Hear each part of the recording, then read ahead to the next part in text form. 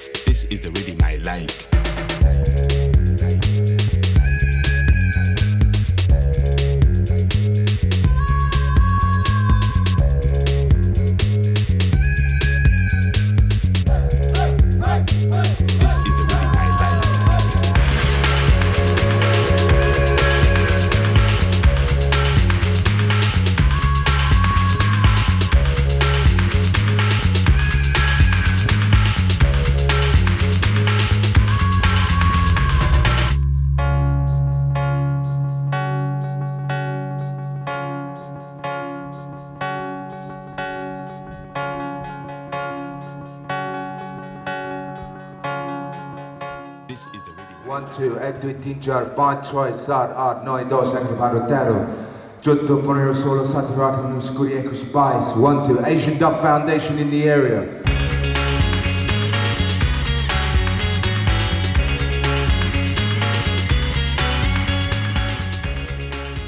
We started out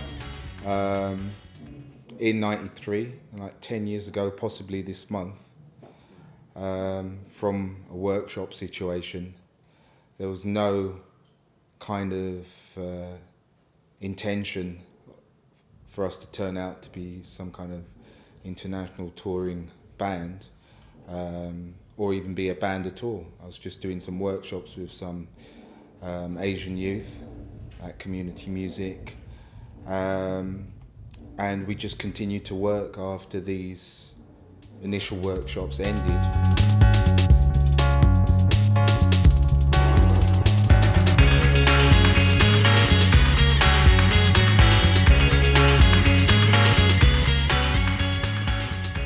And so I think from first principles is that we never thought, it would go 10 years. I think, and probably why it has gone 10 years is because there was never a plan to it. It just started off with small ideas, just like doing what was originally a film workshop. Sound became a little sound system, and then progressed into a band. And people have come and gone within the band, but the core of it is sort of pretty much constant. And the sort of like attitudes, sort of ethos is still there as it has been. We've always been quite independent. We've always been willing to go different places, and we've always sought out new audiences.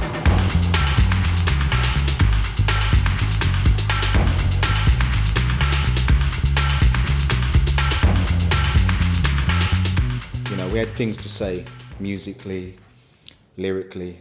We had a lot of stuff that we needed to express.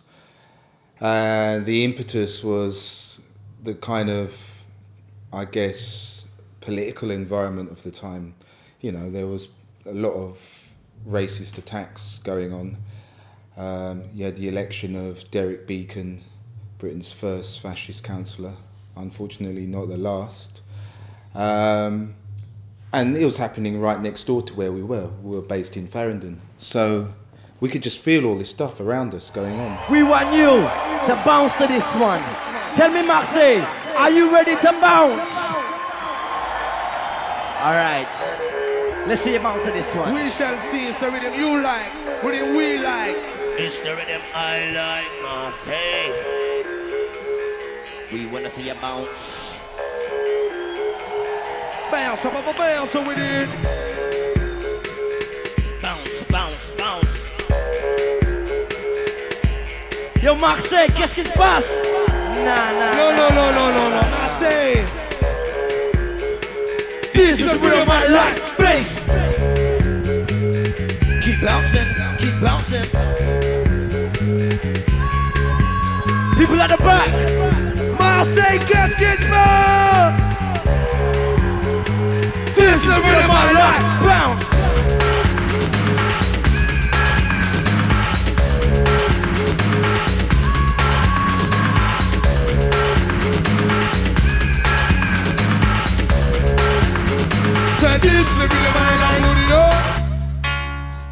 I met Dr. Das through an advert in 1990 in a defunct London listings magazine called City Limits. And the advert was for black Asian musicians required for experimental dub noise projects. When ADF were on tour and coming to Canada, my friend phoned me and let me know they were coming, and then after that, John phoned me and said, look, we're in Toronto, come down to this gig, because I was doing music in Canada at the time, and on a visit to London, John let me hear some stuff of ADF, and I let him hear some stuff I was doing. So when they came to Toronto, we still had that connection, so John got a hold of me, and I went to see the gig, and that was the first time I saw ADF live.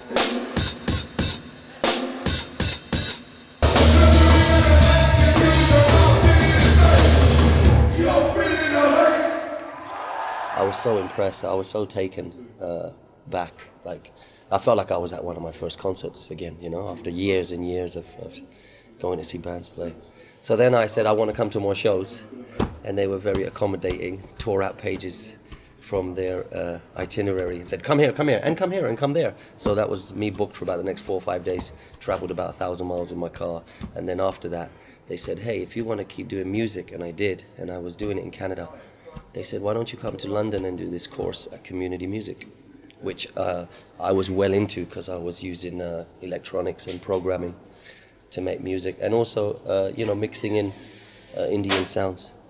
So, and I hit the ceiling in Canada. It was getting a bit frustrating, and I think I had done all I could do. So it's like that was my calling to go to London. I met the band. I used to go to a youth centre around my area in East London, and basically a lot of youth just go there, and there was a youth worker there who knew the band, knew Pandit G, because he used to work with Pandit G before, and so I was always interested in making music and this and that. So I was asking the youth worker to hook me up to learn music technology. So he hooked up a workshop for me to go to, and this workshop, the tutor, right, was Dr. Das and Chandra Sonic. So that's when I first met the band, first heard of Asian Dub Foundation.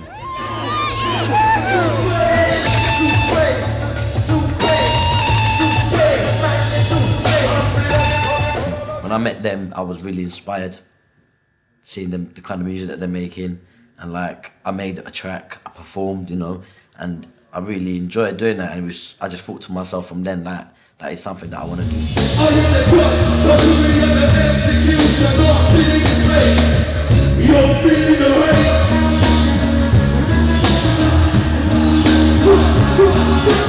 Yeah. Pandit Dr. Das, Chandra Sonic, Rocky Singh, Cyber, Activator, MC Specs. Well, back in 1999, I think, I joined the Asian Dub Foundation workshop, and that consists of a 10-week course, making your own music, access to studio equipment, and it was strictly voluntary, on a volunteer basis, and you just you attend this course once a week for 10 weeks, and there was a chance to. At that time, I was a vocalist, MCing, DJing, jungle, drum and bass. That was the scene that I was coming from. That was where I was coming from, and we just wanted to make our own beats.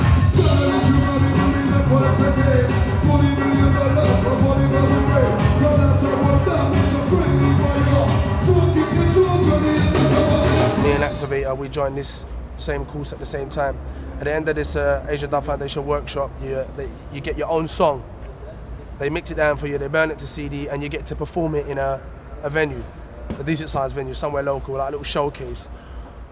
All the other workshops all together, all as one. And after we did this, we had one track at the time, and then the band were there present when we was performing it, and they enjoyed what they heard, and they let us basically use the studio when we wanted. So basically we was there every day after that, just making tunes, rolling the beats. So both me and Specs, we did this. The first place we did our first ADF show was in Brazil, and like that was just a mind-blowing experience. Like the best place I've been. You know, the first place I went and done an ADF show, like it was just amazing, meeting people and everything, just the culture, the language, the weather. I could just go on and on, yeah. But you know, Brazil, we toured like in Brazil for like, we done 4 shows and we stayed there I think about 10 days, 11 days, 14 days, and like just the crowd there, the energy, just, you know, just fucking mad. And like we met other bands from Brazil like Nassau Zombie, Afro Reggae, Ohapa, and these bands, I'm telling you, they just blew me away. Like especially Afro Reggae, this band, they were from the favela in Rio de Janeiro. You know what the favela is, right? It's like one of the poorest places, you know, bear shootings, dangerous, you know. We had to go into the favela with like a guy that was from the favela. He had to take us in there, so we was like safe.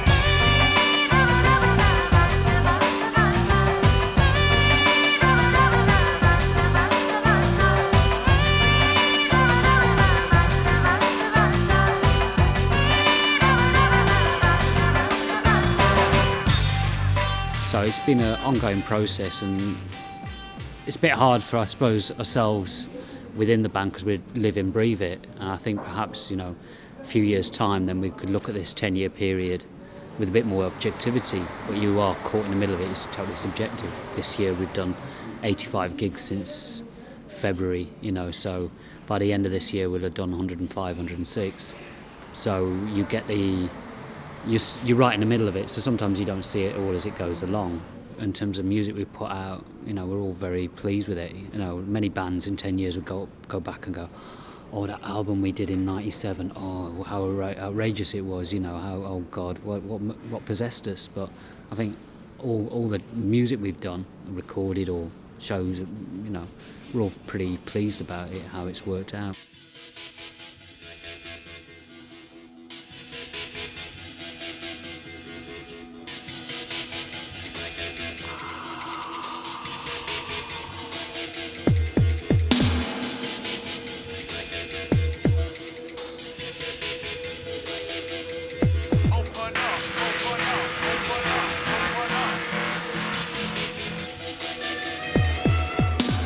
I like the beats, the rhythms.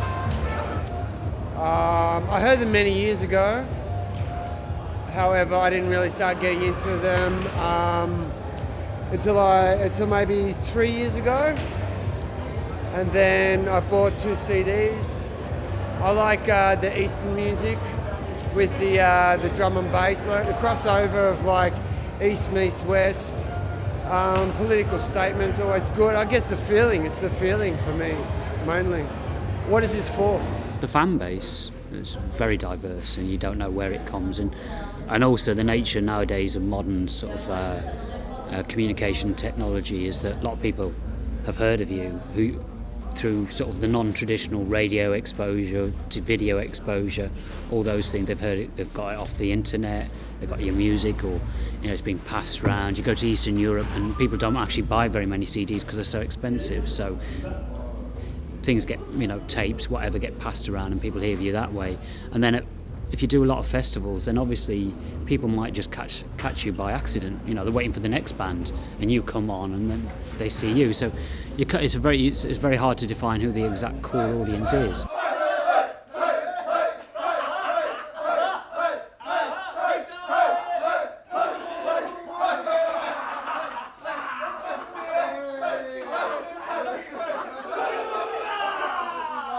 Oh, I like playing small places because, you know, you really like the energy's just thick, you know. It's just hot in there, and it's like you know, you could see when someone just, you know, takes off to the bog or is at the bar. Like they're very much a part of you know, what you see, just like how they're seeing you. You really engage. When it's a big place, okay, some are better than others, but in most cases, when you do really big gigs, you know, it can get a bit kind of ridiculous, you know.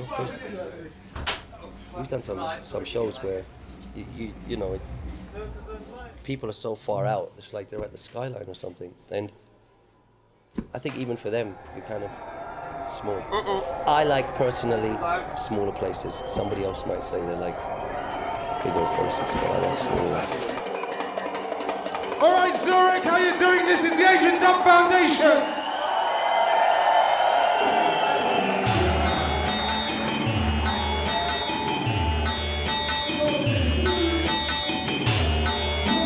Sounds of the Asian Dub Foundation, are you ready? Cyberman!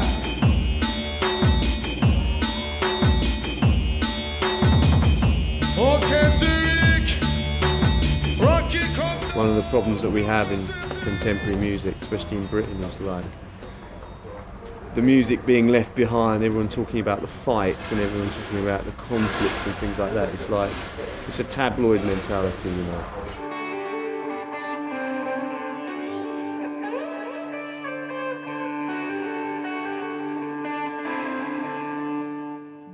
Well, no, I mean, it's very exhausting. There are a lot of unseen frustrations, like, you know, waiting 3 hours in an airport, only to go to another airport and wait 6 hours, you know what I mean? Things like this. Sleep can be hard to come by. You know, there's all that kind of stuff. Also being with the same people in such a small space for a very long periods of time, you know, causes a lot of problems. I think the boredom is I don't think people realise how boring it is, actually can be. Like, as you saw yesterday, I mean, that place, say, was like very sterile environment in the middle of nowhere. So you can't really do anything except hang around. It's until you actually walk on stage and there's people there, which is very lifeless and dead, you know what I mean? And also you might have to listen to, you can't escape from sometimes dreadful music, like they've stuck on some heavy metal band before you or something like that, and you have to put up with that, you know. All these things, but you know, in any job there's going to be downside. I just think in music the extremes are far more extreme. It's like the highs look very high, the lows can be very low. But I think that's also the kind of person you are. And I am that kind of person, I think, very high or very low. Not much in between.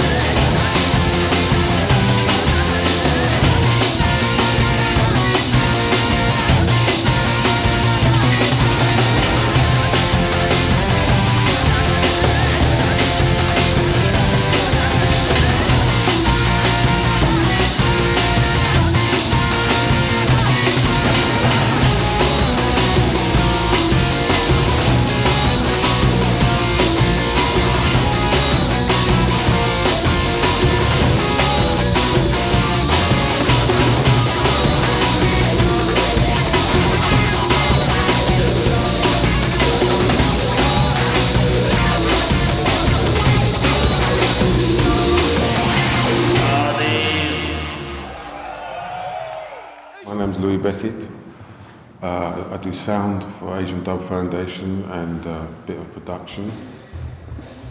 I've been with them for about 8 years. Sound, which is what I do, live sound for Asian Dub. What do I do?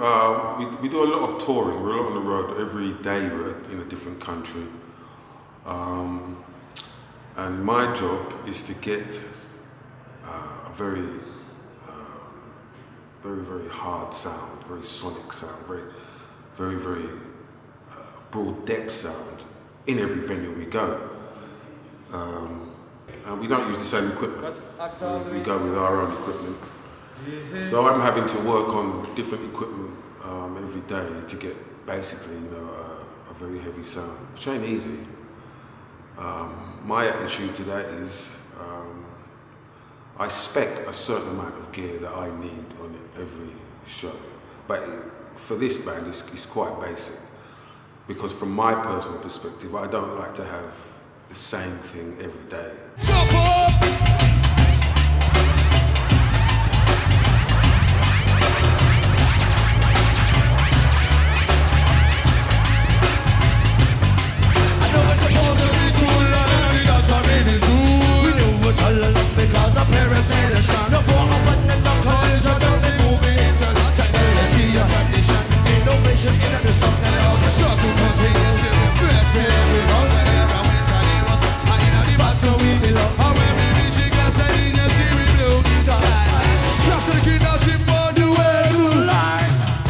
Very interesting for me to watch the difference between the way they attack the business from the way my other acquaintances used to attack the business.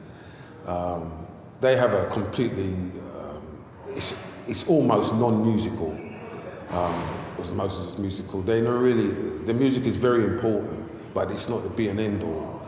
And they're not worried about how they look in the sense of clothes they wear and stuff. They're more interested about issues, like I said, getting things like access to technology, information, stuff like that.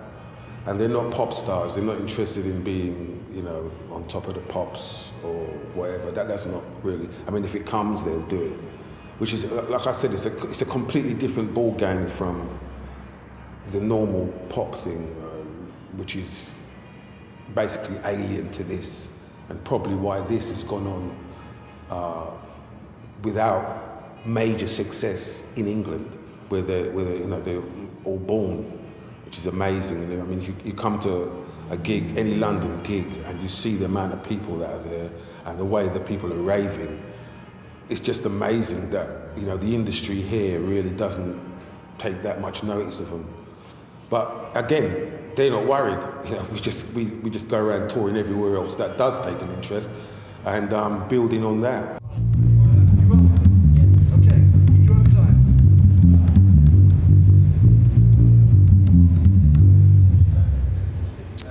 Okay, where should we start? The dub aspect. I don't know.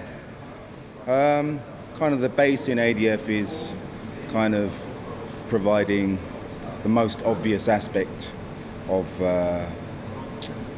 what's traditionally called dub music, i.e. a melodic bass line.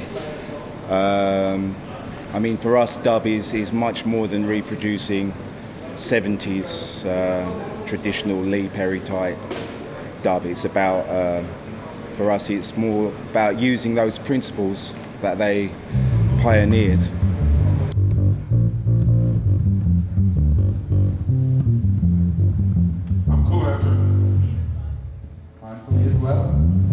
This is a melodic instrument.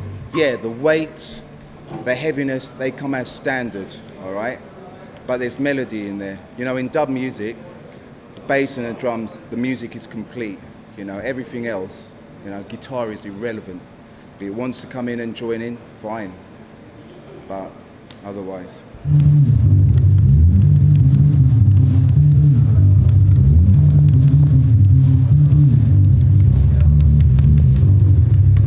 If any guitarist told me what to play, you know, I would just simply give him a good slap.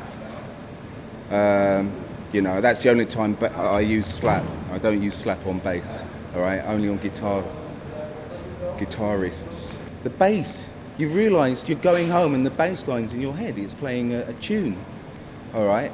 And you realise that doesn't exist. You check out any indie bands, it's very, very rare that any melody is being played by the bass. I think it's a real shame. I think a lot more British bass players should stand up for themselves and say, look, I want to express myself as well.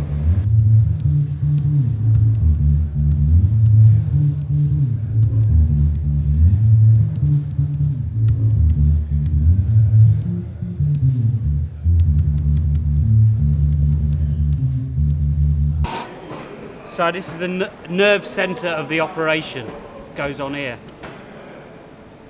Sort of. We have all our tracks are on here, all through the desk, all ready mixed, and then it's mixed out front. And that's all here. So you have to adjust some of these levels. This is lots of the beats, the hi-hats, all those things. And then everything else gets laid on top. The bass, the guitar, tabla, the drums, and this. 2 turntables, samples and bits and bobs, and let's see what I've got on here that I can play.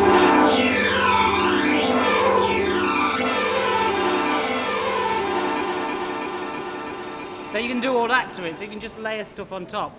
But there's quite a dense pattern of sound anyway, because you've got a lot of percussion. You've got drums, you've got tabla or do, and you've got all the beats. So really what you can use a lot of this for is more slowly, it's more to put sounds over the top. Some of it's for scratching, but I don't really like to do that because these records are quite expensive. Don't want to mess them up, you know what I mean? So don't scratch your records at home, folks. Hang on, let's just take a lot of this out of the side fills, yeah, and then trim all of the mixes by like a couple of dB, and take it from there. That was Louis. Turn it up.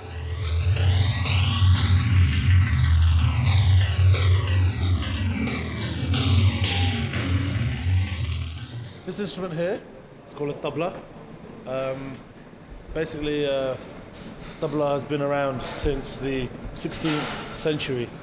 Tabla is a classical instrument, very sweet instrument.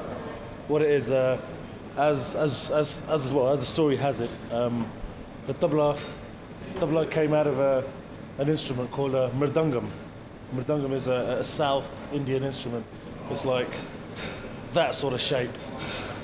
And what happened was, as rumor has it, many centuries ago, a guy had a mridangam and he was taking it from point A to point B, and he dropped it, and it broke in two pieces, and out of that came the tabla. It's really weird.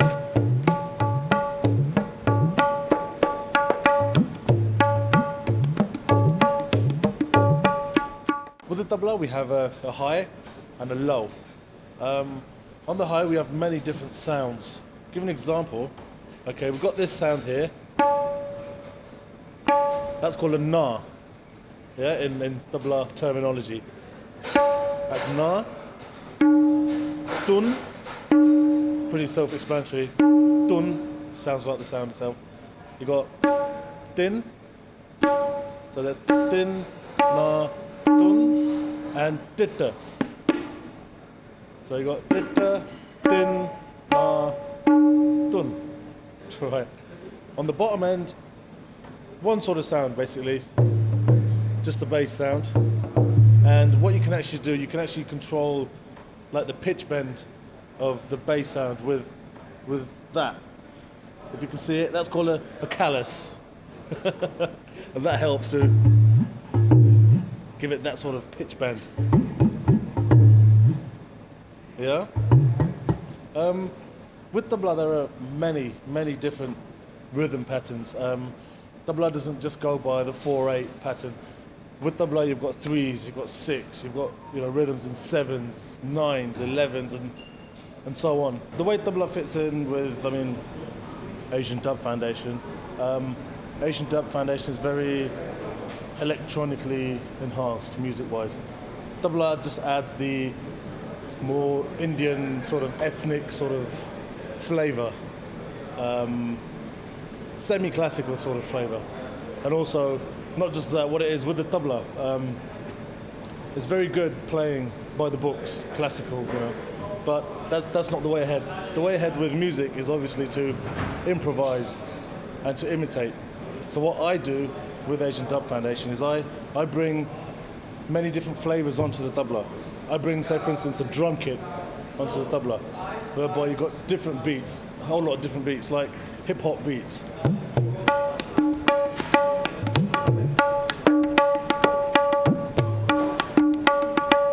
Drum and bass.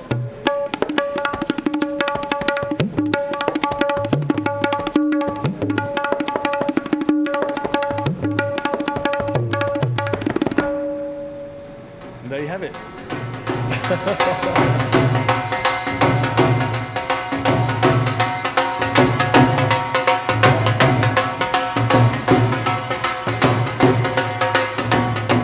they've asked me to talk about myself as the guitarist in ADF. I suppose I don't really see myself as a conventional guitarist at all, really. Guitarist is just a vehicle for my feelings, I suppose, and well, the guitar is a vehicle for my feelings. I'm certainly not technically. I'm actually quite crude, I suppose, but I don't really have any regard for the conventions.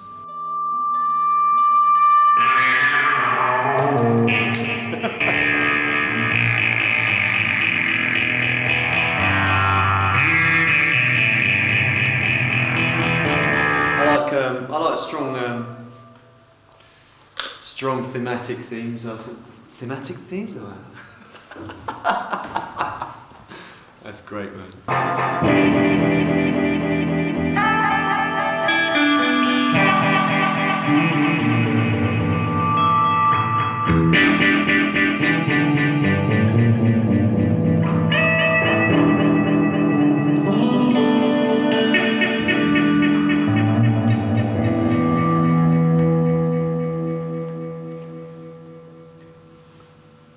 I suppose what I do actually is when I think about things that I've really liked in the past, I'm a big fan of very early, well, all the Funkadelic and Parliaments. On the guitar I really like the early sort of funky Hendrixy style of early Funkadelic very much.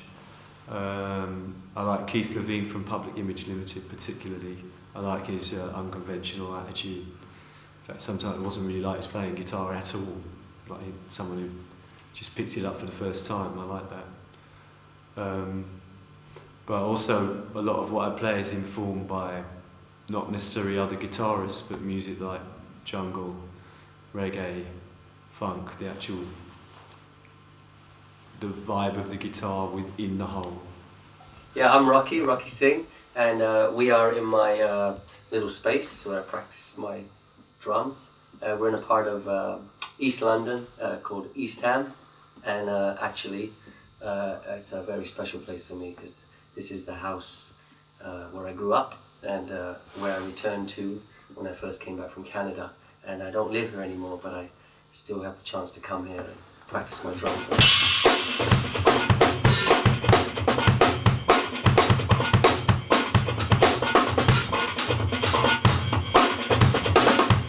When you start messing about with ADF rhythms, you get all these things combined. You get a quick tempo, you get the edge, but you also get how do I say? You get all these things really just combined: the reggae, the rock, the punk, and you get something like this, like a.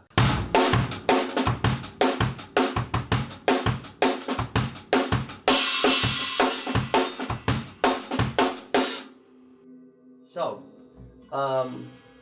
Taking beats like that and then putting all those elements combined into the sample-based or drum beat-based beats, rhythms that ADF come up with, you get something like this, which I'll do, something I prepared for you. Try that again. So you get a beat like this.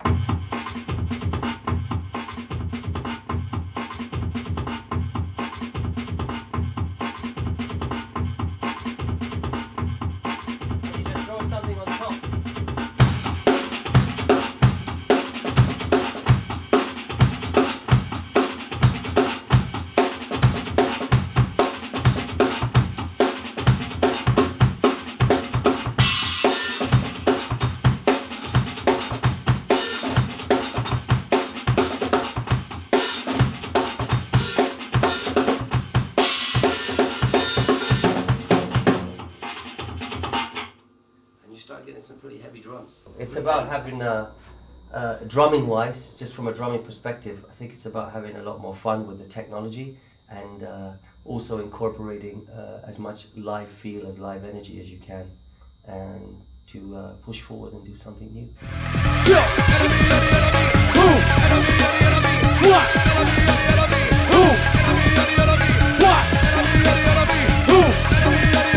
What?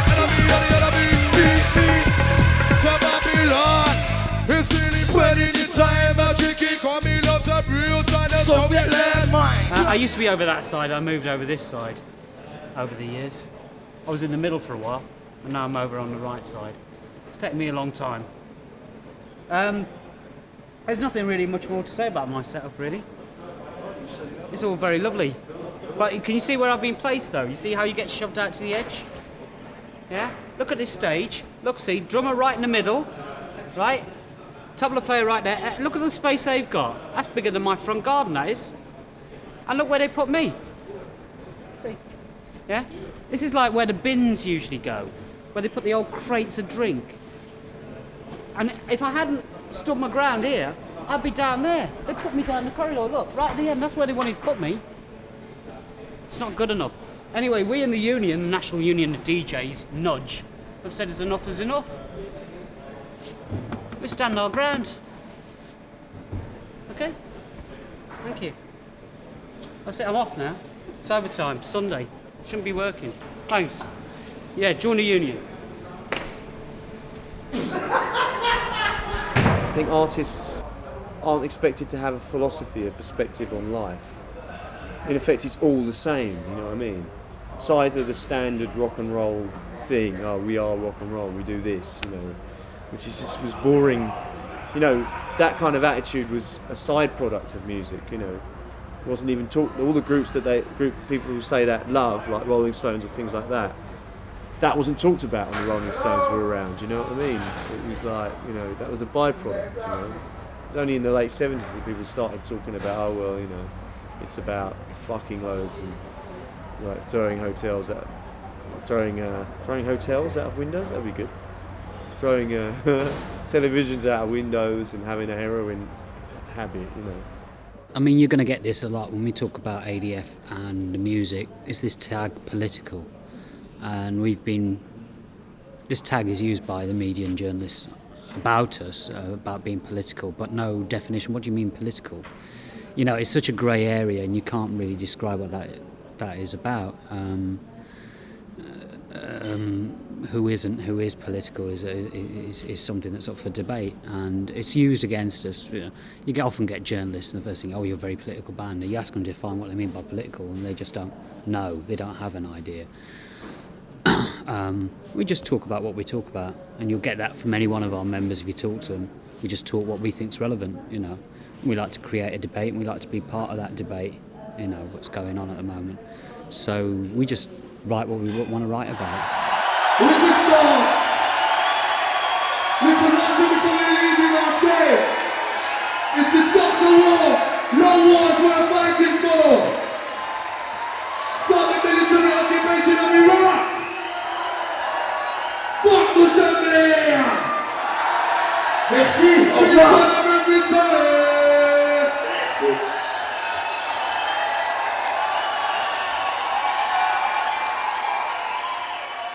We're in the border here of Islington and Tower Hamlets, and in Tower Hamlets we have an organisation called ADFED, which is Asian Dub Foundation Education, and this project is teaching young people music technology. You can hear on the headphones perfectly. My name's Sonia, Sonia Mehta. I'm the manager of ADFED, and I have been for the last 1.5 years. Since I started, I've redeveloped the organisation. The organisation's been around since '98. So it's 6 years now, coming up to 6 years. It was October '98, and it was always under the umbrella of CM, formerly Community Music, who supported us, supported the ADF members in basically setting up this organisation. We're not a Fame Academy, you know, we're not Pop Idol, so we're not here to kind of churn out stars. But the fact that young people who come to the course each and every time go away with something that they've produced is a big achievement, not just for us but for them, particularly because we target excluded groups and underrepresented groups. So just by virtue of the fact that they get here is a big thing. Although I say that lightly, we're not advocates for the music industry.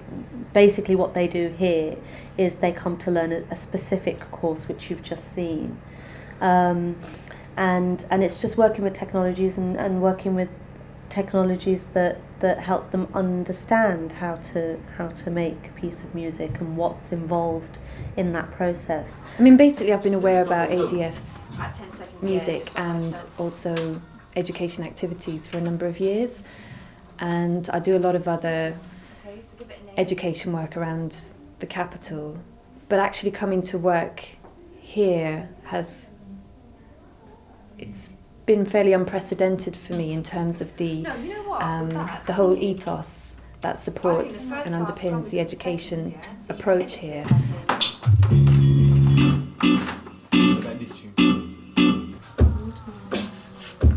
Shift. What do you want to do then? What do you want to do? Enough time. Can I give you a suggestion for tomorrow? I think it's instead of getting the tunes or the voices in, we should just... My name's Ruth Maslin and I'm a tutor, or what's the other word? A worker, a youth worker. I mean, I don't really like to use the word teacher because it's not about teaching here, it's about passing on and encouragement. We don't mind the F word. There's one word that we do not like though. It begins with C. Oh. Otherwise known as See You Next Tuesday. See you next Tuesday, as I call it.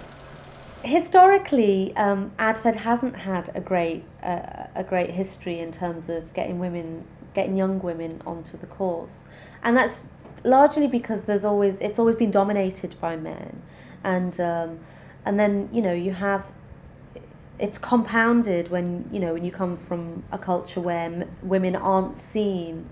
They're kind of invisible in this kind of industry, and that's not just in Asian communities. In black communities, you're getting it now, but I mean, how many British female black artists do you really see that are actually saying something about young people's issues or issues on the street? So that's why, certainly when I came in to post it, it's one thing that I need, I felt like I needed to represent. And a lot of the young people we deal with, a lot of the time through no fault of their own, but through the education system, have been left behind purely because they might not have, an academic mind. And so unfortunately, a lot of them end up being excluded.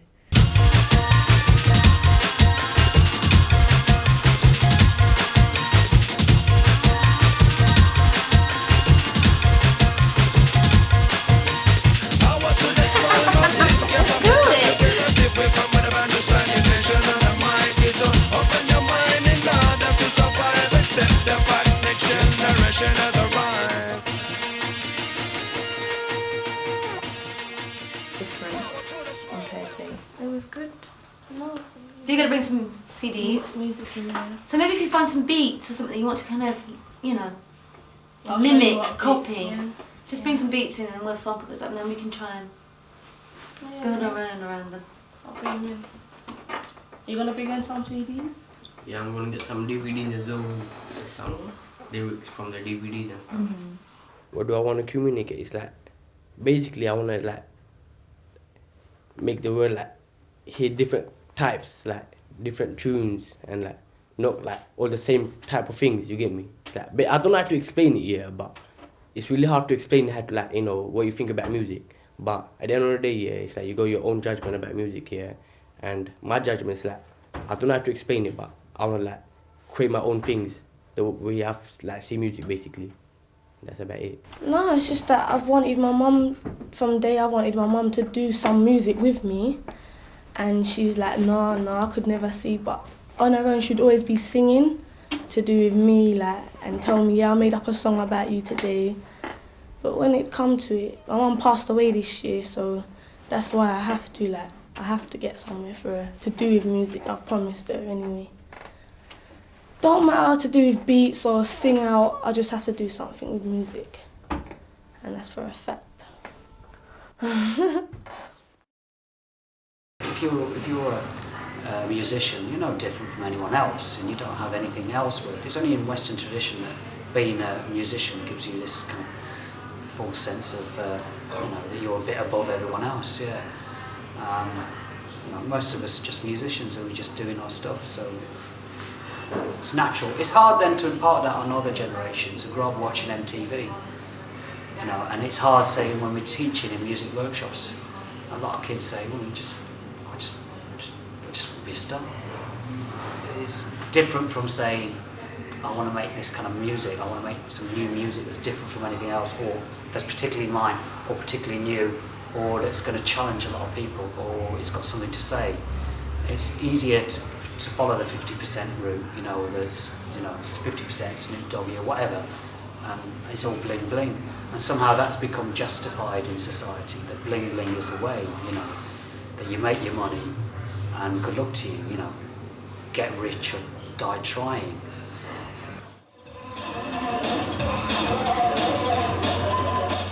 I am Steve Chandler, aka Chandra Sonic, from Asian Dub Foundation. I'd like to welcome you to this wonderful space that's been given to me by none other than the English National Opera. Opera, you say?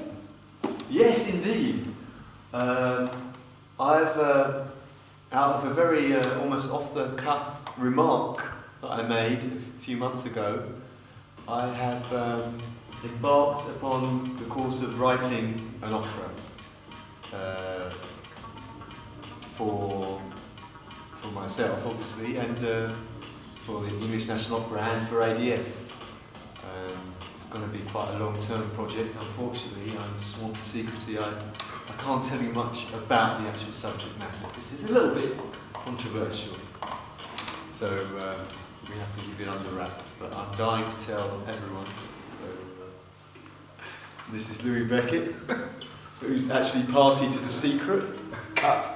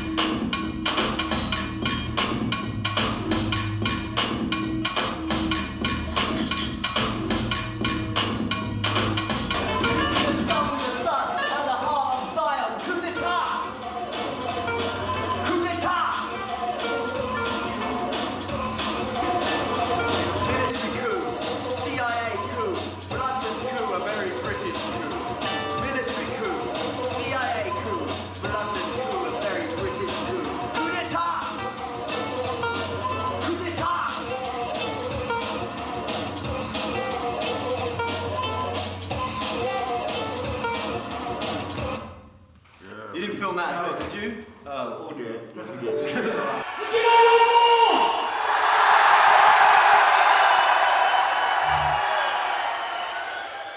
We always need to be aware that, like, after 10 years, you've got to start thinking about what's the next thing? What do you really need to do next? We've been all around Europe. We've been to Japan. There's many countries we haven't been to. We haven't been to Russia. We haven't been to much of Africa. And there, you know, we haven't been in Eastern Europe that much, or Southeast Asia and South Asia. And there's initiatives on that way. We're doing a little thing, working with some indigenous people in Western Sahara, and that might be a little jam we do in the summer, working with War on One, and that might be the start of something else. Very much where we go inspires us to do different things, like Brazil. It just kicks us into looking at music in a different way and developing up different sounds and using those different sounds in our music. So yeah, there's still a few more places we haven't been to yet. We'd like to do that and then see where that takes us in terms of musical output. But we have done a lot of places. There's a lot of work we've done, and we've done thousands of concerts in the past 10 years. And it still keeps going.